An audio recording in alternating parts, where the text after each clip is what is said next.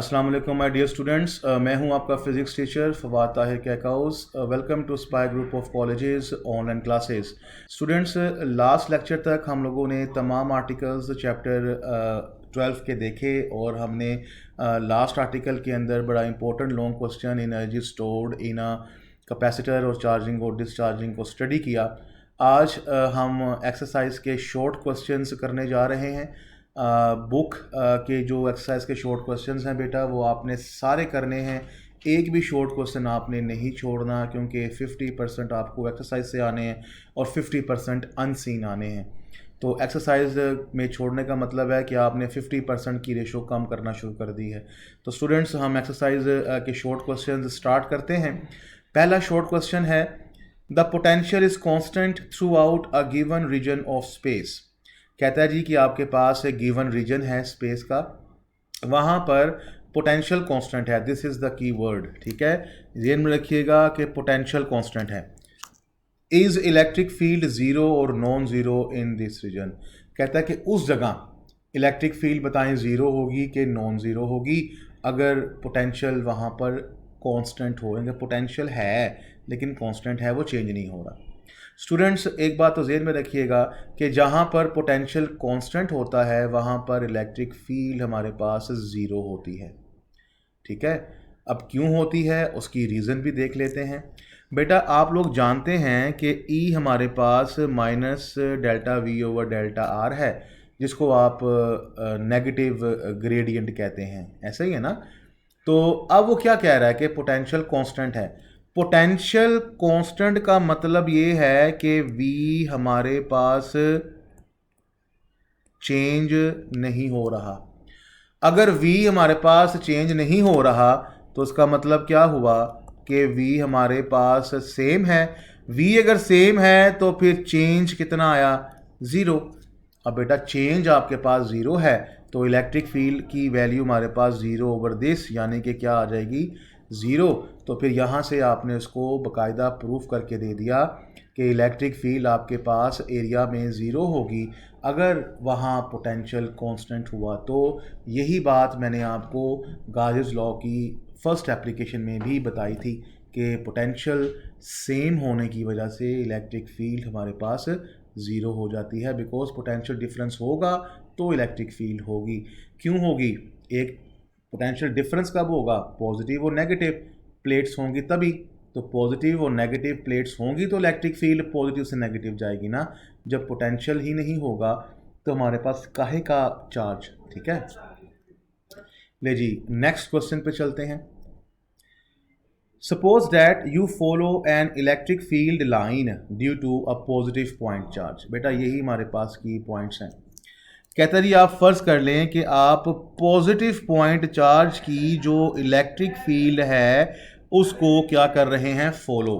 यानी कि जिस तरफ पॉजिटिव फील्ड जा रही है आप उसकी तरफ मूव कर रहे हैं। फॉलो का मतलब ये है, यानी कि वो आपसे ये कहना चाह रहा है कि ये पॉजिटिव चार्ज है तो पॉजिटिव चार्ज की इलेक्ट्रिक फील्ड आप सबको मालूम है कि इलेक्ट्रिक फील्ड उससे अवे जाती है। तो ये हमारे पास पॉजिटिव चार्ज की इलेक्ट्रिक फील्ड है और वो कह रहा है कि आप इसको फॉलो कर रहे हैं।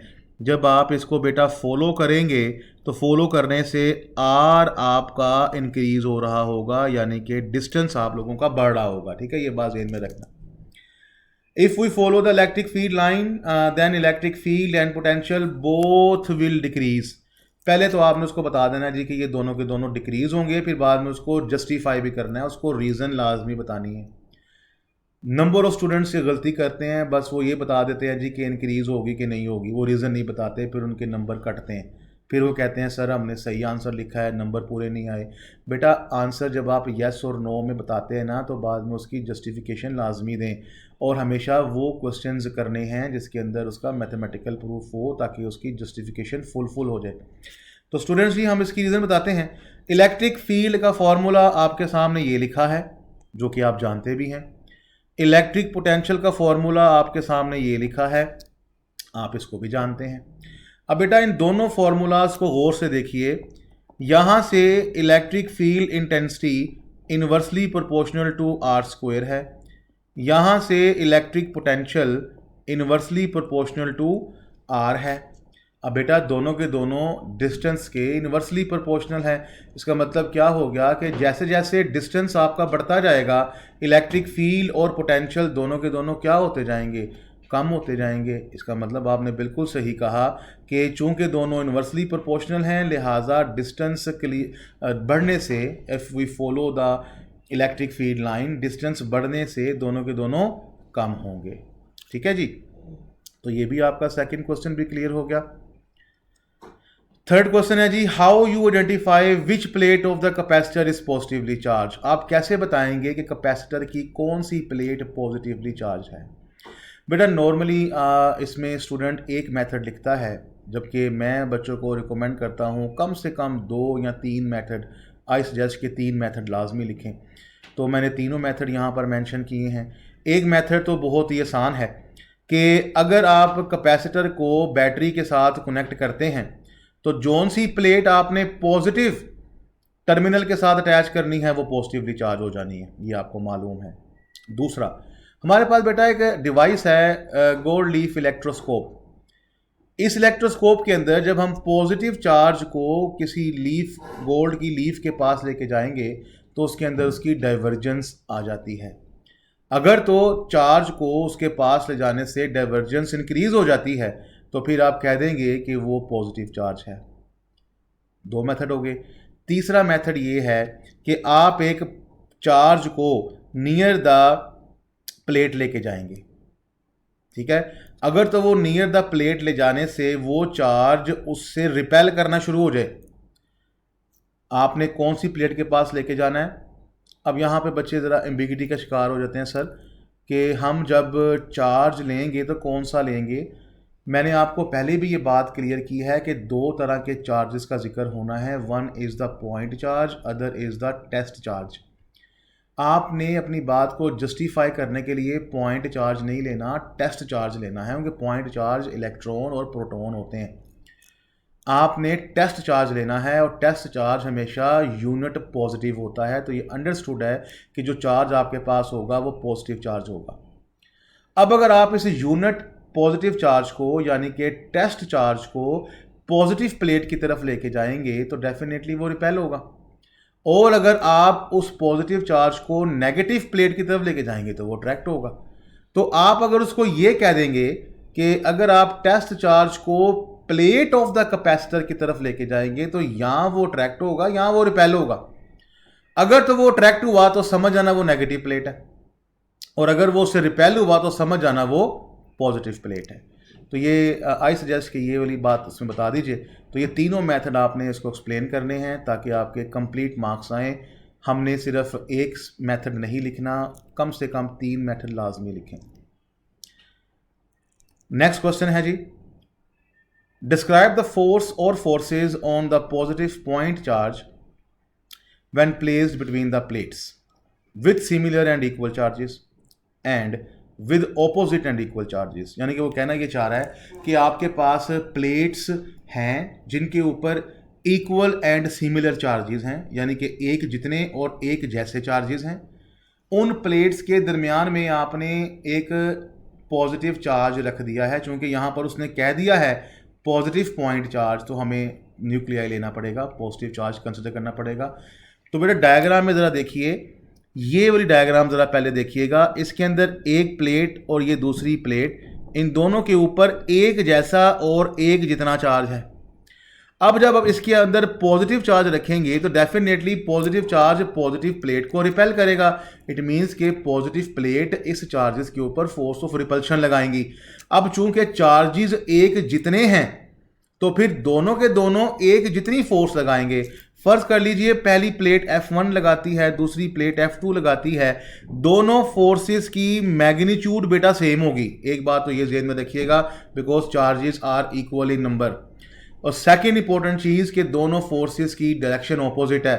If the forces are same magnitude and opposite in direction having same line of action then they cancel each other.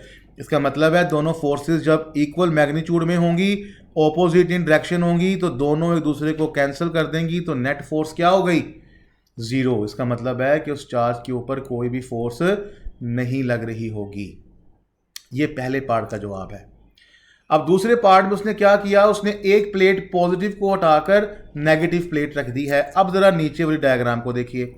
अब क्या होगा, वो जो पॉजिटिव चार्ज है, पॉजिटिव प्लेट उसको रिपेल कर रही होगी और जो नेगेटिव प्लेट है उसको अट्रैक्ट कर रही होगी। अब वो जो रिपेल कर रही है वो फोर्स लगा रही है F1 और नेगेटिव प्लेट जो अट्रैक्ट कर रही है वो फोर्स लगा रही है F2। अब दोनों फोर्सेस एक जितनी मैग्नीट्यूड में हैं बिकॉज चार्जेस दोनों के सेम हैं, लेकिन डायरेक्शन दोनों की भी सेम होगी बिकॉज अब इसमें दोनों की डायरेक्शन सेम है। अब डायग्राम में देख रहे हैं, तो लिहाजा अब यहां पर वो दोनों दूसरे को कैंसल आउट नहीं करेंगे, वो दोनों के दोनों क्या हो जाएंगे, ऐड हो जाएंगे। तो नेट फोर्स आपके पास 2 टाइम्स F निकल आएगी। ठीक है मेरा बेटा। इस तरह से स्टूडेंट्स हमारे पास दोनों केसेस को आपने डिस्कस करना है और ब्रीफली डिस्क्राइब करना है, बहुत ज़्यादा डिटेल नहीं बतानी। तो नेक्स्ट क्वेश्चन पे चलते हैं जी। नेक्स्ट क्वेश्चन है कि electric lines of forces never cross why. आपको याद होगा जब मैंने इलेक्ट्रिक फील्ड लाइंस का आर्टिकल पढ़ाया था, मैंने वहीं पर आपको इसका जवाब बता दिया था और मैंने कहा था एक्सरसाइज के अंदर ये सवाल है। स्टूडेंट्स इलेक्ट्रिक लाइंस हमारे पास क्या हैं, इलेक्ट्रिक फील्ड को रिप्रेजेंट करती हैं और इलेक्ट्रिक फील्ड क्या है, वेक्टर क्वांटिटी है। वेक्टर क्वांटिटी की कितनी डायरेक्शन होती हैं, एक होती है। तो एक डायरेक्शन अगर उसकी पॉइंट पे सिंगल डायरेक्शन है तो फिर कैसे वो एक पॉइंट पे 2 डायरेक्शन रख सकता है। अगर उसकी 2 डायरेक्शंस होंगी तो फिर वो वेक्टर तो हुआ नहीं। इसीलिए हम कहते हैं इलेक्ट्रिक लाइंस की एक पॉइंट पर एक सिंगल डायरेक्शन होती है। अगर उसकी 2 डायरेक्शंस हुई जैसा कि मैंने आपको डायग्राम में दिखाया है तो फिर वो फिजिकली रॉन्ग है, क्योंकि हमारे पास अगर वो 2 डायरेक्शन रखेगा तो फिर वो वेक्टर नहीं कहलाएगा। ठीक है जी। तो लिहाजा इस पॉइंट P के ऊपर एक डायरेक्शन ये शो की है, एक डायरेक्शन ये शो की है, तो दिस इज फिजिकली रॉन्ग। तो मैंने बताया electric intensity is a vector quantity. If the lines cross each other then it will have 2 different directions at a single point, which is physically not possible because it is a vector and vector has only single direction. तो students ये आपका complete solution था short question number 5 का। ठीक है, next चलते हैं जी short question number 6 के ऊपर। If a point charge of mass m is released in a non-uniform electric field, याद रखिएगा कि नॉन यूनिफॉर्म इलेक्ट्रिक फील्ड है, ये की पॉइंट है, with field lines in the same direction. वो कह रहा है कि फील्ड लाइंस सारी की सारी एक ही तरफ हैं, ये दूसरा की पॉइंट है। Will it make a rectilinear motion, क्या वो स्ट्रेट लाइन की मोशन फॉलो कर पाएगा। तो स्टूडेंट्स इसके अंदर ना 2 चांसेस होते हैं, 2 पॉसिबिलिटीज़ होती हैं। बहुत सी बुक्स के अंदर जो उसने बात की है सिंगल पॉसिबिलिटी की बात की है, लेकिन मैं रिकमेंड करता हूं कि आप सारी पॉसिबिलिटीज़ इसको बता दें ताकि एक एग्जामिनर के माइंड में हो सकता है वही पॉसिबिलिटी हो, लेकिन दूसरा एग्जामिनर जो पेपर चेक कर रहा है क्या पता उसके माइंड में दूसरी पॉसिबिलिटी आ रही हो, तो फिर आपके नंबर डिडक्ट वो कर सकता है, इसलिए हम उसको चांस ही कोई नहीं देते। बेटा पहला केस ये है कि फ़र्ज़ कर लीजिए हमारे पास वो जो इलेक्ट्रिक फील्ड है वो 2 ऑपोजिट चार्जेस की वजह से है। अब आपने पढ़ा हुआ है ना, 2 ऑपोजिट चार्जेस की वजह से इलेक्ट्रिक फील्ड लाइंस पैरेलल नहीं रहती, कर्व में रहती हैं। लिहाजा अगर आप पॉइंट चार्ज को इस फील्ड में रखेंगे, नॉन यूनिफॉर्म है, अगर आप इस फील्ड में रखेंगे तो फिर वो स्ट्रेट लाइन में मूव नहीं करेगा, वो कर्व पाथ में मूव करेगा। ठीक है, और दूसरी पॉसिबिलिटी ये है कि आपके पास जो नॉन यूनिफॉर्म इलेक्ट्रिक फील्ड है वो किसी सिंगल चार्ज पॉजिटिव या नेगेटिव की वजह से है।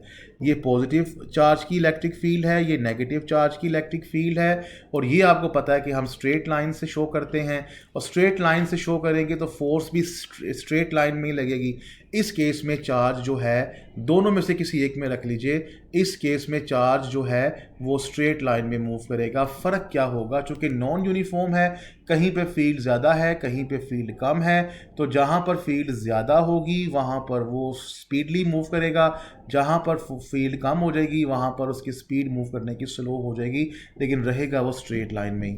तो ये दोनों के दोनों जो बेटा पॉसिबिलिटीज़ हैं ये दोनों ही आपने एक्सप्लेन करनी है। अगर आप ये दोनों एक्सप्लेन नहीं करेंगे तो चांसेस हैं कि आपके मार्क्स कट जाएं, क्योंकि मैंने पहले बता दिया तमाम एग्जामिनर्स का जो पॉइंट ऑफ व्यू है वो सेम नहीं हो सकता, कहीं ना कहीं पे मसला आ जाएगा और मार्क्स कट सकते हैं। नेक्स्ट क्वेश्चन पे चलते हैं जी। नेक्स्ट क्वेश्चन कहता है जी कि is E necessarily zero inside a charged rubber balloon. वो कहता है जी कि हमारे पास एक चार्ज्ड रबर बैलून है, इसके इनसाइड बताएं क्या इलेक्ट्रिक फील्ड ज़ीरो है लाजमी। Assume that the charge is distributed uniformly over the surface. आपको ये सवाल पढ़ के ही फ़ौरन मेरी बात ज़हन में आ गई होगी, वही कि ये गाउस लॉ की कौन सी एप्लीकेशन है, पहली एप्लीकेशन, और वहाँ पर मैंने आपको इसका प्रूफ करवाया है। तो स्टूडेंट्स इसको मज़ीद डिस्कस हम नहीं करते, वही सॉल्यूशन मैंने यहाँ पर आपके लिए लिख दिया है। ये सारा सॉल्यूशन सेम टू सेम वही है जो हमने फ़र्स्ट एप्लीकेशन पढ़ी थी। फ़र्क सिर्फ ये है कि वहाँ पर हम लोगों ने सफ़ेयर लिया था, यहाँ पर हम लोगों ने बैलून लिया है। बैलून भी एक सफ़ेयर की फॉर्म है, सिर्फ उसने टर्म को चेंज कर दिया है। बाकी ईच एंड एवरीथिंग आप देख रहे हैं, सारे का सारा वो क्या है, सेम है। तो आपको मालूम है कि इलेक्ट्रिक फील्ड इनसाइड लाजमी ज़ीरो होगी, बिकॉज एरिया ज़ीरो नहीं हो सकता, इलेक्ट्रिक फील्ड ज़ीरो होगी। और इसकी जो बिहाइंड रीज़न है वो हम बार बार पढ़ चुके हैं कि पोटेंशियल सेम है, because charges are uniformly distributed. हर जगह पर एक जितना एक जैसा चार्ज है, पोटेंशियल में चेंज नहीं है। पोटेंशियल में चेंज नहीं है तो इलेक्ट्रिक फील्ड आपके पास क्या है, ज़ीरो है। ठीक है स्टूडेंट्स, तो ये आप वहाँ से कॉपी करके भी लिख सकते हैं, या ये लिखना हो तो ये लिख लीजिए, ये वही है जो मैंने लिखा था। नेक्स्ट क्वेश्चन है जी हमारे पास number 8। Is it true that Gauss law states that number of lines of forces crossing the close surface in outward direction is proportional to the net positive charge enclosed within the surface। Students अगर आप इस पूरे question को गौर से पढ़ें, इसको 1 से 2 दफ़ा गौर से पढ़ें, आपको फ़ौरन ज़हन में आएगा कि यार ये तो गाउस लॉ की स्टेटमेंट है, ये तो गाउस लॉ की स्टेटमेंट है। और अगर ये गाउस लॉ की स्टेटमेंट है तो डेफिनेटली ये बात सही है। अगर ये बात सही है तो हमने गाउस लॉ की एप्लीकेशन से पहले छोटा सा प्रूफ किया था गाउस लॉ का, आप वो प्रूफ इसके अंदर लिख सकते हैं। अगर आप वो प्रूफ नहीं लिखना चाहते, कोई डिफरेंट चाहते हैं, तो आप बेटा ये वाला सोल्यूशन लिख लीजिए, ये मैंने वही लिखा है। जैसे कि ये गाउस लॉ लिखा है, गाउस लॉ ये होता है, यहाँ पर बेटा 1/ε0 हमारे पास कांस्टेंट है, तो फिर इलेक्ट्रिक फ्लक्स हमारे पास किसके बराबर आ गई, टोटल चार्ज। टोटल चार्ज किसका, क्लोज सरफेस का। मैं बार बार कह चुका हूँ, फ्लक्स किसकी, क्लोज सरफेस की। टोटल चार्ज किसका, क्लोज सरफेस का। तो जो स्टेटमेंट पे वो बात कर रहा है वही बात तो यहाँ पर प्रूफ हो रही है कि इलेक्ट्रिक फ्लक्स हमारे पास total lines through a certain area है, और हम बता सकते हैं कि वो प्रोपोर्शनल है total charge enclose in the surface, therefore the statement is true. इसका मतलब है कि बिल्कुल सही कह रहा है। तो जिन स्टूडेंट्स को ये सोल्यूशन आसान लगे वो ये लिखें, जिनको पहले वाला सोल्यूशन जो हमने थ्योरी में पढ़ा था वो आसान लगे वो लिख ले, दोनों सेम ही हैं। तो इस तरह से हमारा नंबर 8 शॉर्ट क्वेश्चन भी हो गया। स्टूडेंट्स लास्ट शॉर्ट क्वेश्चन है हमारे पास एक्सरसाइज का। Do electrons tend to go to region of high potential और लो पोटेंशियल। इलेक्ट्रॉन्स कहता है कि हाई पोटेंशियल की तरफ जाते हैं कि लो पोटेंशियल की तरफ। पहले तो मैं आपको बता दूं बेटा कि जो हाई पोटेंशियल होता है उसको बैटरी की पॉजिटिव साइड कहा जाता है, लो पोटेंशियल को बैटरी की नेगेटिव साइड कहा जाता है। लिहाजा अब आप यही समझ लेंगे ना तो फ़ौरन आपका दिमाग कहेगा यार इलेक्ट्रॉन तो नेगेटिव पार्टिकल होते हैं। अगर इलेक्ट्रॉन हमारे पास नेगेटिव पार्टिकल है तो फिर ये हमारा किसकी तरफ जाएगा, सिंपली हाई पोटेंशियल की तरफ। तो यही बात मैंने नीचे लिख दी है। As electrons are negative charge particle, therefore when they enter in the electric field they will tend to go to the region of high potential, यानी कि पॉजिटिव पोटेंशियल की तरफ जाएंगे इंस्टेड ऑफ लो पोटेंशियल। ये बहुत important short question था, free के number हैं, बहुत दफ़ा एग्जाम में आया हुआ है। इस चैप्टर के जितने भी शॉर्ट क्वेश्चन हैं बेटा वो सारे आए हुए हैं, कोई भी नहीं छोड़ना। मैं बार बार कह दूँ 50% एक्सरसाइज के आने हैं पूरी किताब में से, और अगर आपने पूरी किताब के भी शॉर्ट क्वेश्चन सेलेक्टेड किए तो आप फिर 100% नहीं कर सकते, बिकॉज 50% में से आपने 30% तैयार किए हैं, तो 50% आपके अनसीन हैं, वो वैसे ही आपसे तैयार नहीं होते, तो फिर आपके 100% कैसे शॉर्ट क्वेश्चंस होंगे। तो अगर आपको 100% शॉर्ट क्वेश्चन करने हैं तो एक्सरसाइज का एक भी शॉर्ट क्वेश्चन नहीं छोड़ना। और जितनी भी थ्योरी है, थ्योरी के अंदर मैं जहाँ जहाँ पर आपको कह रहा हूँ कि ये शॉर्ट क्वेश्चन है, ये लॉन्ग क्वेश्चन के अंदर शॉर्ट क्वेश्चन है, वही आपके अनसीन क्वेश्चन हैं, तो वही आपको पेपर में आने हैं। तो आप किसी भी सूरत में शॉर्ट क्वेश्चन को स्किप नहीं कर पाएंगे, चाह कर भी स्किप नहीं कर पाएंगे अगर आप हमारी बात फॉलो करेंगे तो स्टूडेंट्स, आज के लेक्चर के लिए इतना ही है। आप इस तमाम शॉर्ट क्वेश्चंस को अच्छे तरीके से याद कीजिए, पढ़िए और लिखना ज़रूर है, लिख के याद करें ताकि आपको ज़हन नशीं हो जाए। अपना खूब ख्याल रखिएगा। नेक्स्ट लेक्चर के लिए अपने टीचर को इजाज़त दीजिए। अल्लाह हाफिज़।